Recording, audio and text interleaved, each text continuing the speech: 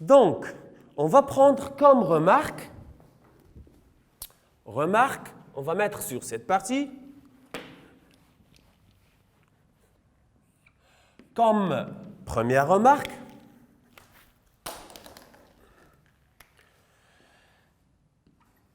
f, si f est dérivable en A, f' de A égale 0. Comme première remarque, on va dire, si f est dérivable en A, f' de A égale 0. Donc, comme résultat, CF admet une tangente, dans ce cas, horizontale, une tangente horizontale en point A de coordonnées à f de A d'équation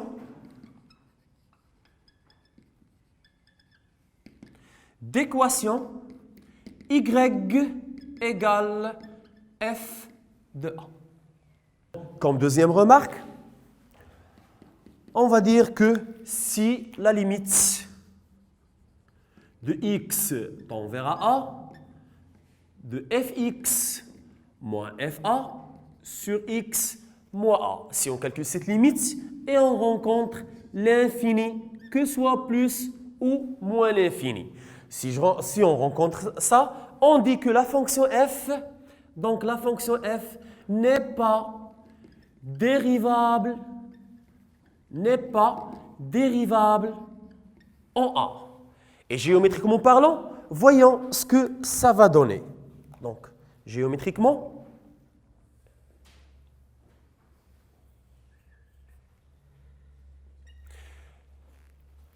donc, si je parle de x tend vers A, de fx moins fa lorsque x tend vers A égale à l'infini, donc il n'y a pas de coefficient directeur. Là, la droite, la tangente va devenir une droite si je prends x égale A, et là, f de A. Donc, coefficient directeur, il n'y a pas de coefficient directeur. Dans ce cas, ça va donner une droite verticale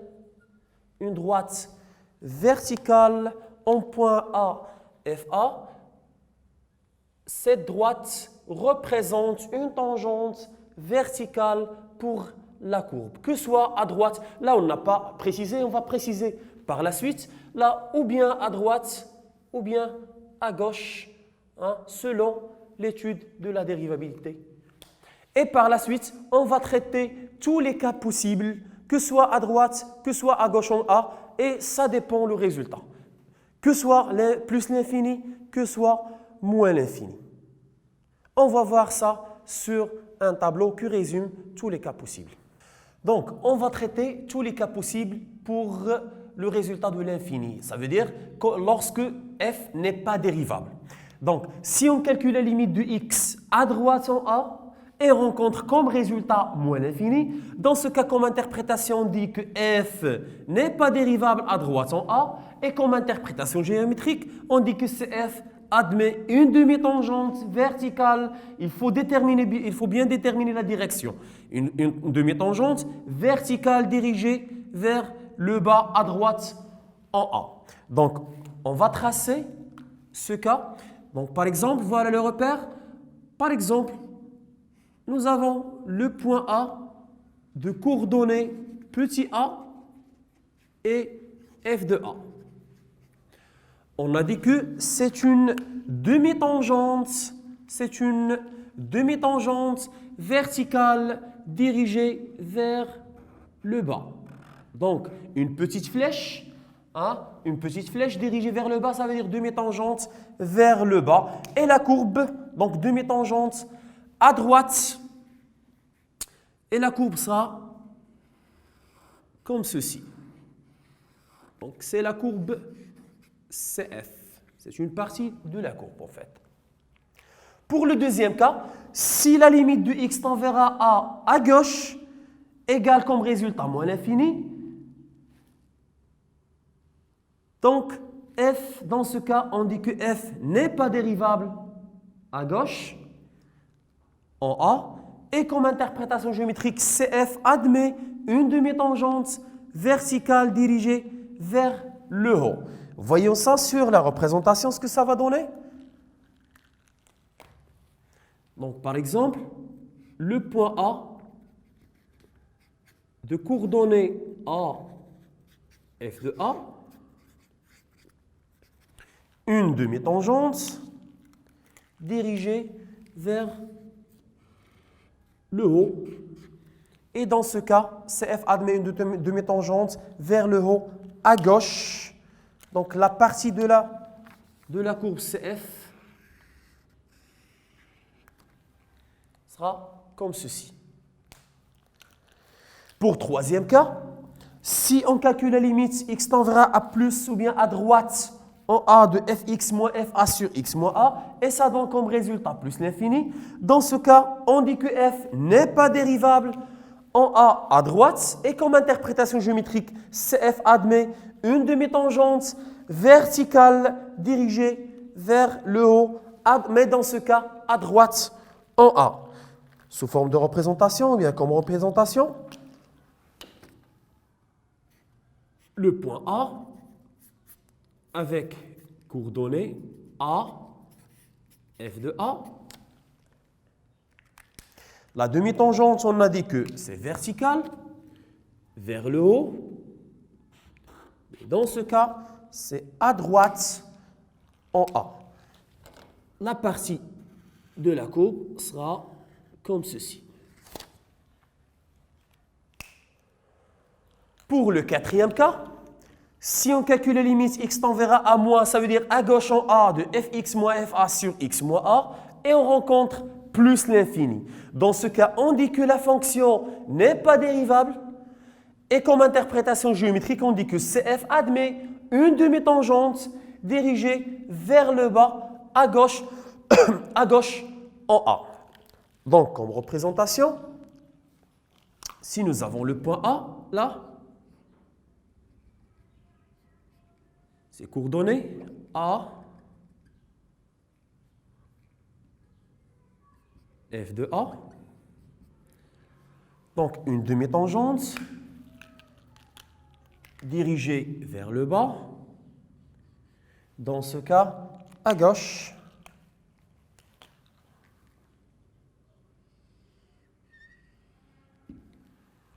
À gauche en A. OK. Là, maintenant, on a traité les 4 cas possibles. On va essayer de travailler sur une petite application. Exercice d'application. Donc, on va travailler sur l'exercice d'application suivant. Donc, on va considérer une fonction h, encore définie par partie. Hx définie par racine x carré moins 3x lorsque x est supérieur ou égal à 3. Et hx, il est défini par moins racine 3x moins x carré si x il est compris entre 0 et 3. La première question demandée, étudier la dérivabilité de h à droite en 3, puis interpréter le résultat géométriquement. Deuxième question, étudier la dérivabilité de la fonction h à droite encore en 0, puis interpréter géométriquement le résultat. Pour la première question, pour déterminer ou bien pour étudier la dérivabilité à droite en 3, on calcule la limite x tend vers 3 à droite de la fonction hx moins h3 sur x moins 3. L'image de 3 par la fonction h, ici on calcule ses racines de 3 au carré moins 3 fois 3 égale 0. Remplaçons,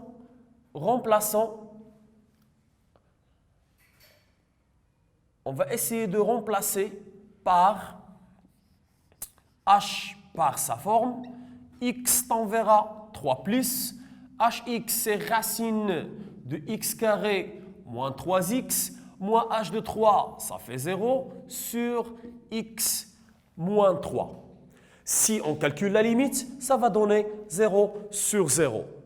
On a un petit problème, on ne peut pas directement factoriser. Le petit problème, c'est la racine carrée. On va essayer d'enlever d'abord la racine carrée, puis on va calculer. Si je veux enlever la racine carrée, on va essayer de multiplier par conjugué, ce que ça va donner.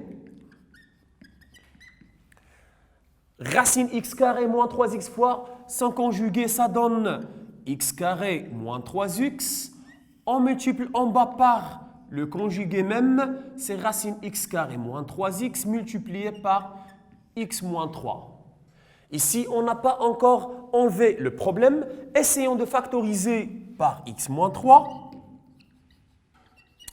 En haut, ça donne x facteur x moins 3. Et là en bas, x moins 3, puisque le produit permutatif, je peux permuter. X moins 3 facteur racine x carré moins 3x. On simplifie par x moins 3. Que reste la limite de x tend vers 3 à droite de x sur racine x carré moins 3x. Si on calcule, ça va donner 3 sur 9 moins 9. Racine 9 moins 9, c'est un 0 là en bas. Donc c'est 3 et là en bas 0. Et puisque racine carrée, c'est un 0 plus, si vous voulez, on peut noter là à côté. Donc si vous voulez, à côté là, la limite de x tend vers 3 à droite, racine x carré moins 3x, ça donne un 0 positif puisque nous avons la racine carrée. Et 3 sur 0 positif, ça donne 3 sur 0 positif, ça donne plus l'infini. Dans ce cas, puisque le résultat, ça donne plus l'infini, comme interprétation, on va dire que h n'est pas dérivable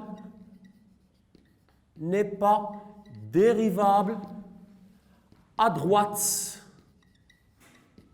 en a égale 3. Et comme interprétation géométrique, puisque je parle de côté droite, donc on va dire que CH admet, ce n'est pas une tangente entière, mais admet une demi-tangente. Une demi-tangente. Ici, puisque le résultat, c'est l'infini, certainement, c'est une demi-tangente verticale. Mais ce que me reste, c'est de déterminer est-ce que la direction vers le haut ou vers le bas. Petite astuce pour déterminer ça. Là, nous avons A3 à droite, c'est comme nous avons un petit plus. Et le résultat, c'est un plus l'infini. C'est comme on a plus, c'est une demi-tangente dirigée vers le haut. C'est juste astuce pour se rappeler la direction de cette demi-tangente verticale. Donc, CH admet une demi-tangente verticale dirigée vers le haut. Donc, CH admet une demi-tangente verticale dirigée vers le haut, à droite,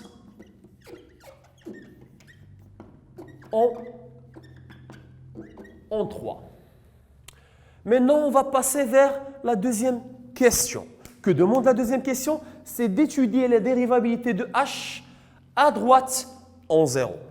Bon, pour étudier la dérivabilité de h en 0, il faut calculer la limite x tend vers 0 plus de la fonction hx moins h0 sur x moins 0. Remplaçons chaque chose par sa valeur.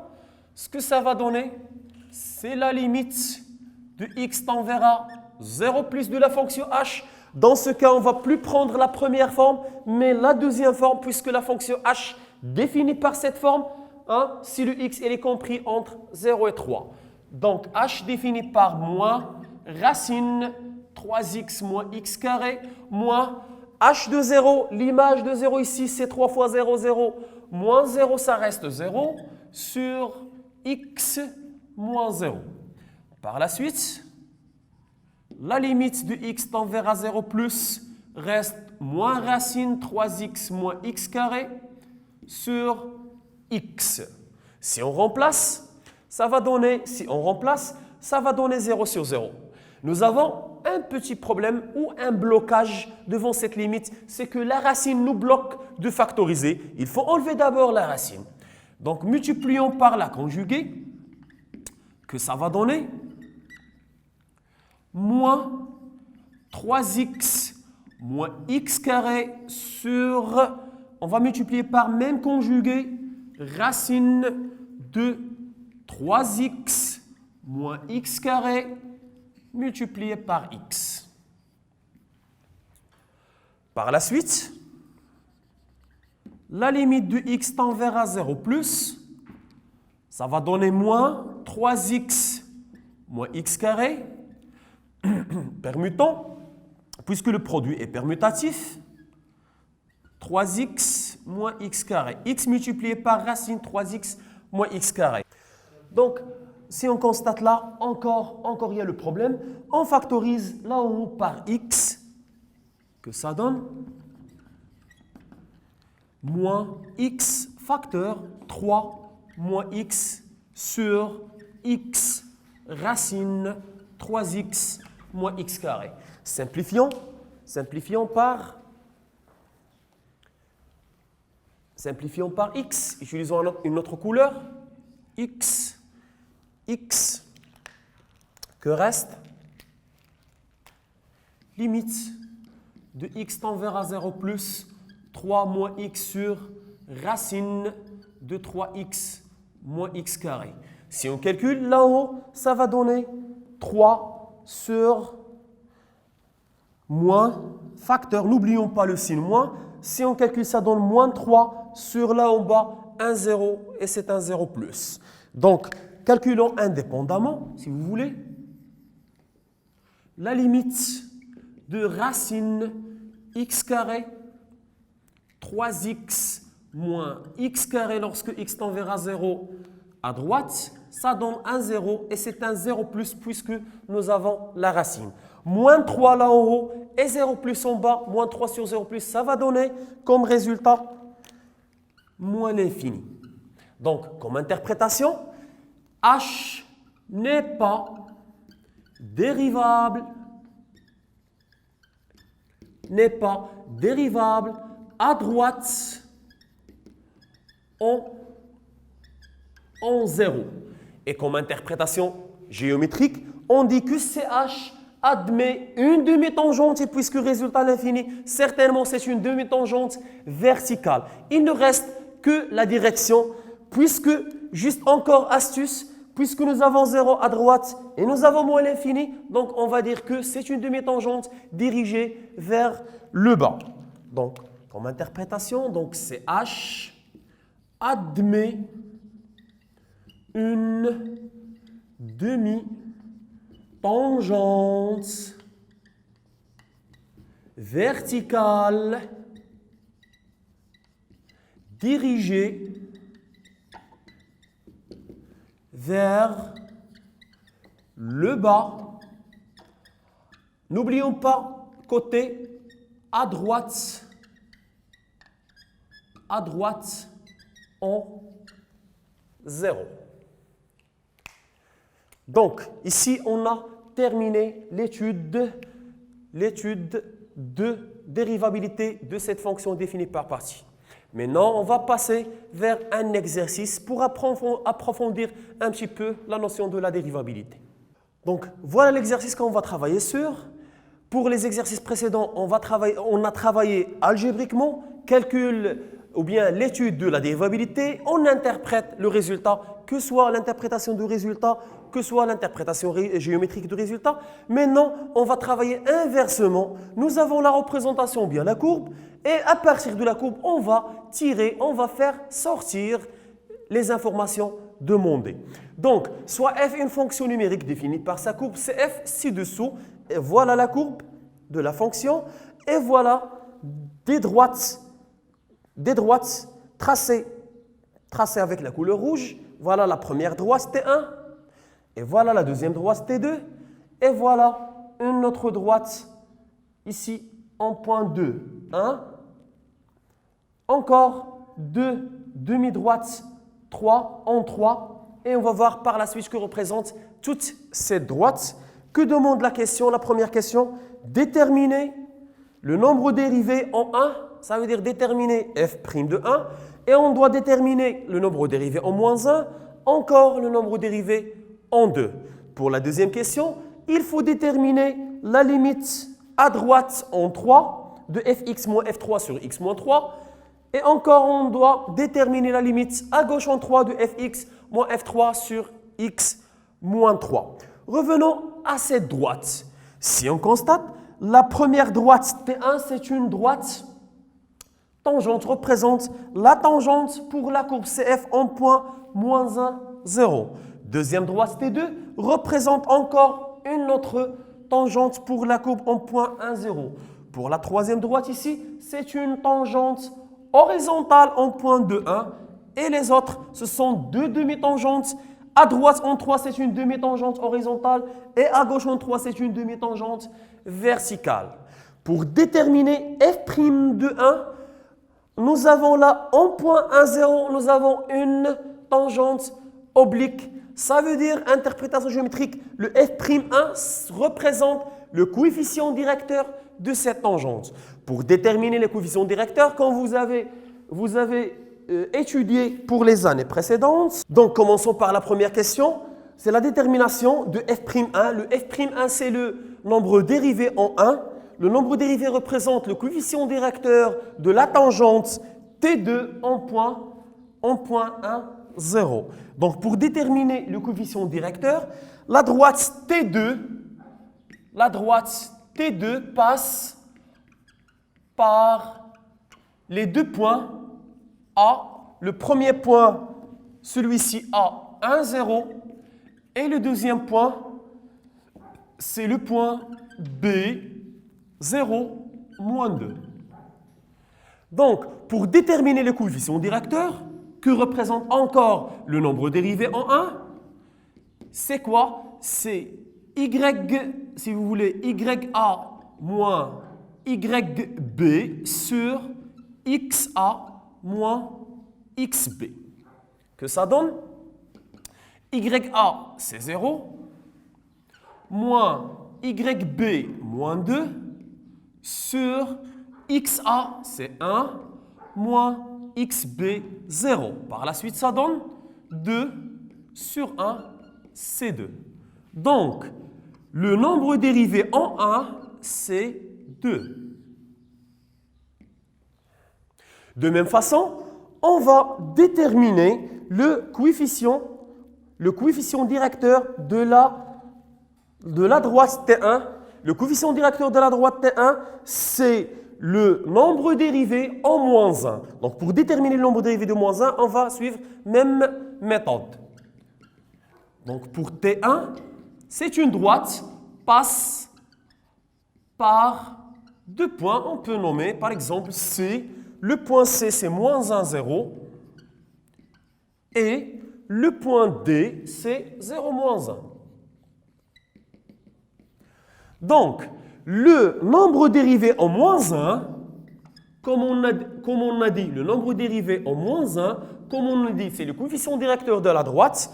Donc, c'est écrit sous forme YC moins YD sur XC moins XD. YC, c'est 0, moins YD, c'est moins 1, moins 1, sur XC, 0, moins XC, c'est moins 1, ce n'est pas 0, c'est moins 1, et XD, c'est 0, moins 0. Que ça donne par la suite? Donc, moins 1, ça fait 1, sur moins 1, résultat obtenu, c'est moins 1. Donc, vers la fin, le nombre dérivé f' de moins 1 égale moins 1. Pour la détermination de coefficient directeur de 2, allons vers le point 2. Le point 2 et son image 1. On constate que nous avons là une tangente horizontale. Puisque nous avons une tangente horizontale, certainement le coefficient directeur, il est nul. Donc, on peut le dire, CF admet une, ou bien A, directement, a une tangente horizontale en point, on peut nommer E si vous voulez, en point E de coordonnées 2, 1. Donc, le coefficient directeur de la tangente horizontale, c'est 0. Et le coefficient directeur, c'est lui-même le nombre dérivé. Donc, le nombre dérivé en 2, c'est 0. Maintenant, passons vers la deuxième question. Déterminer la limite 3 à droite de fx moins f3 sur x moins 3. On sait que cette limite représente la dérivabilité. Géométriquement parlant, la dérivabilité, on va faire attention aux tangentes. Donc, vers 3 à droite, ou bien en 3 à droite, nous avons une demi-tangente horizontale. Donc, certainement, cette limite égale à 0. Deuxième question, on a CF, ou bien CFA, une demi-tangente à droite en 3. Donc, la limite de x tend vers 3 plus de fx moins f3 sur x moins 3 égale à 0. Une demi-tangente, comment il est? Une demi-tangente, elle est horizontale, il faut l'ajouter. Donc, CF a une demi-tangente à droite. Une demi-tangente, il faut mentionner à droite, horizontale. Donc, on commence par horizontale, puis à droite. Donc, une demi-tangente horizontale à droite en 3. Pour la détermination de limite à gauche, donc limite à gauche de fx moins f3 sur x moins 3, ça signifie la dérivabilité à gauche en 3. Pour la courbe, nous avons à gauche en 3 une demi-tangente verticale, mais dirigée vers le haut. Et nous avons la limite, c'est à 3 à gauche, et une demi-tangente verticale vers le haut. Donc, nous avons comme résultat de cette limite, c'est moins l'infini. Donc, puisque, si vous voulez, CF, encore, CF admet une demi-tangente